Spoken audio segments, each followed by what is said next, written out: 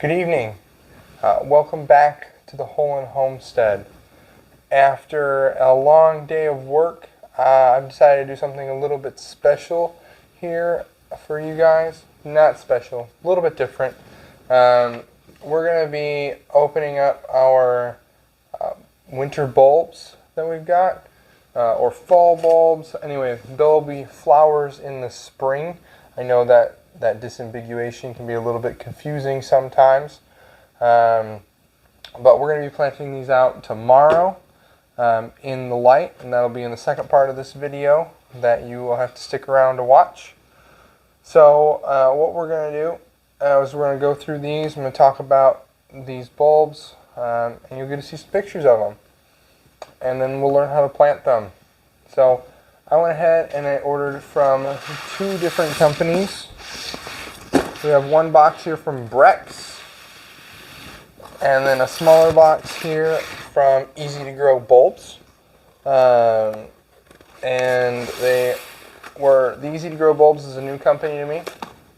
I've used Brex in the past, and I have had good luck with them. They are a larger importer of bulbs, which means that you have a large selection to choose from, and they generally send out good quality bulbs. There are some people who have difficulties with them, but some people have difficulties with anything they plant.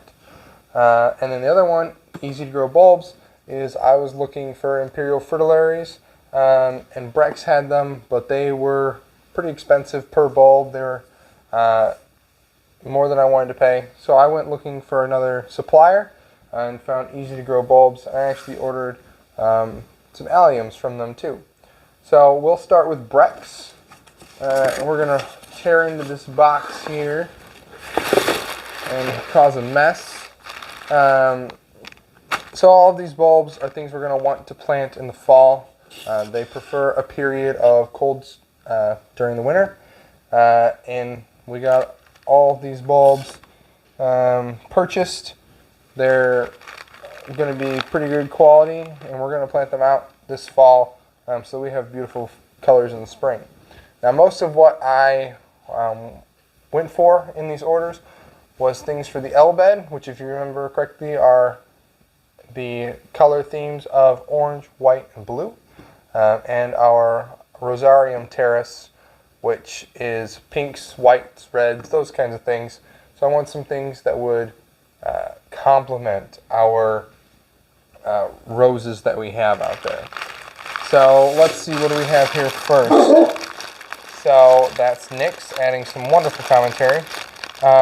These are orange brilliant tulips, which Nick's, yes, thank you. These orange brilliant tulips, orange, they're a Tulipa fosterania, which they're going to be pretty interesting. They will be orange for our L bed, and a lot of the tulips that I went with here are naturalizing tulips, or tulips that will come back reliably winter after winter. Then we got some orange emperor tulips. Let's see.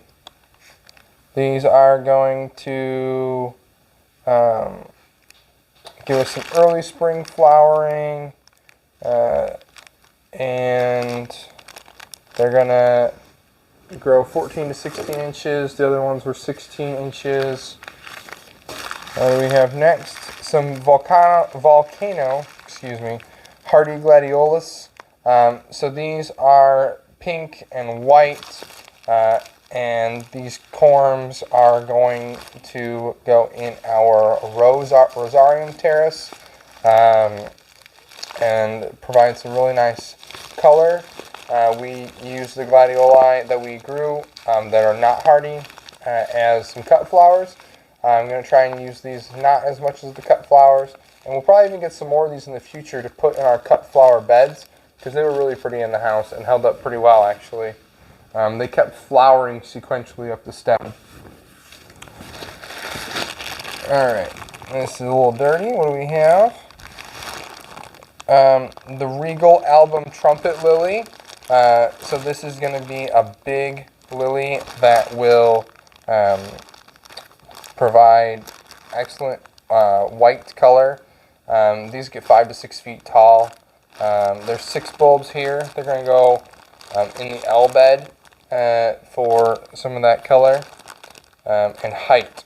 It's important to get some white height out there. We had a lot of the orange height with our daffodils this year, and so we need to get some white height. So then we have geranium daffodils. So I went with some daffodils as well to provide some white and orange flowering. So these have an orange cup with white petals. They're going to go really well in the L bed, complement some of the tulips that are out there. This box, I'm telling you, is just chock full. So salmon impression tulips. This is a lovely salmon rose with light edges, 22 inches tall. With it being a salmon color, I don't remember if that's more orange or pink or what we're going for. So I will look at it again, and then they're either going to go in the L bed or in the rose terrace. So they'll be nice and pretty. What else?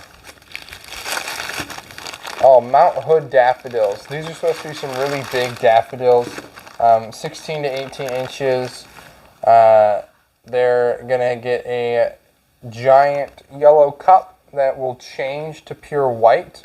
These are going to look great in both the rose terrace and the L bed. And I think I got 2 bags of them.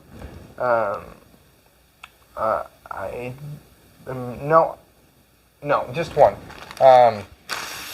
But that's going to be great to work with. We got some blue grape hyacinths for some blue, early blue in the L bed. So little grape hyacinths, tiny little things, super cute. Hacoon tulips. These Hacoon tulips are a white tulip, very standard tulip. I got 2 packages of these. They're going to go both in the Rosarium terrace and in the L bed. Nice white tulip for naturalizing. So that's going to be good. Some more of the Hacoon. And what do we have here? Then we got a tulip mixture. So our tulip mixture is a color mixture that we're going to plant in pots right now, and then we will transfer these bulbs to our cut flower beds next fall. So right now they're going to be a little bit of a transition phase, but they're going to be our cut flowers that will be perennial cut flower tulips in those beds. And our Angelique tulips. These are a peony-like tulip that are double petaled. So they are going to look almost like a peony, almost like a rose out in there early on the Rosarium terrace. It's going to be very interesting to see these grow. I hope they come back. Being someone who didn't grow up necessarily with a wide berth of horticulture being shown to them, we just had standard tulips, which I always thought were beautiful, and then being introduced to some of these new kinds, not new kinds of tulips, but new to me kinds of tulips, has made me want to grow them and experience them and see what they're all about. And then our last package, ooh, these are tiny, are these azure alliums. So these are some blue ball, globe-shaped allium bulbs. They'll provide some nice blue height. And in the other box, I got some large white alliums that'll complement these pretty well. So these are going to flower in the early summer, add some more blue to the Illini. The L bed, not the Illini bed. So that is our Brex order. We've had good success with Brex in the past. Waiting on one bare root plant from Brex that is Big Blue Sea Holly. It's a eryngium, like our Rattlesnake Master that we planted out there. And it's going to be here in the spring to be planted, ready to grow next year. So now we're going to step into the easy to grow bulbs. Only got 6 bulbs from them total, but they had a little bit of a different selection. They seem to be a little bit smaller company right now, but the quality that I've seen with them has been pretty good. So I got some of these allium Mount Everest from them. So we have Mount Hood daffodils, Mount Everest alliums, and these are actually good size. And there's one of them is starting to bud actually. So we have a little onion growing off of. We have a little onion growing off a bigger onion. So I'm going to open these real quick and show you. So these are the Mount Hood alliums. So they're actually a pretty good onion size, and these are supposed to be big flowers. These are supposed to get, well, it doesn't say. They're supposed to get like 3 feet tall, which I'm very excited for. And as you can see, this one is starting to send a little bud off of it. So that's neat, and hopefully they'll spread a little bit. So I am looking forward to these. They should complement the blue alliums that we are growing with lots of smaller blue dotted areas, and then these big striking white alliums. I only got 3 of them, but they're going to be very interesting to look at. And then what I went to Easy to Grow bulbs for were these Imperial Crown fritillaries, and I went with the Aurora variety. So they had another variety that was a bit more red. The Aurora was supposed to be a bit more orange, and so to stick with our theme, that's what I went with. So if we break into these, they're packed in wood chips, just to stay dry. And then there are these large, I think they're probably more of a corm. And they have already have a little bit of a skunky smell to them, which is okay. And I might be making it up. But the Imperial fritillaries, when they bloom, also smell a little skunky. But it's okay. They're beautiful. They make up for it. And this bulb is very large. It was much larger than I was expecting. But I don't know what I was expecting. I guess I was expecting tiny little bulbs because that's what my fritillaries were. My Meleagris fritillaries, the snakehead checkered ones that I planted in the front beds. But these look cool. The flowers look really cool, and they're one of the things that I was most looking forward to. Now, wherever you go, these bulbs are not inexpensive.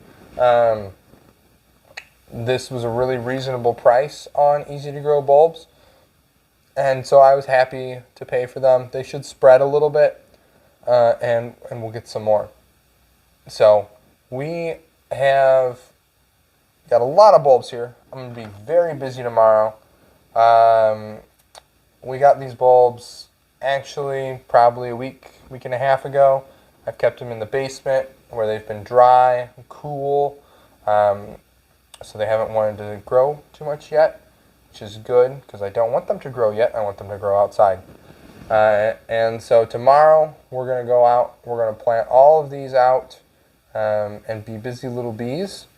And it's frosted. We had a little bit of snow yesterday, and it's only the middle of October.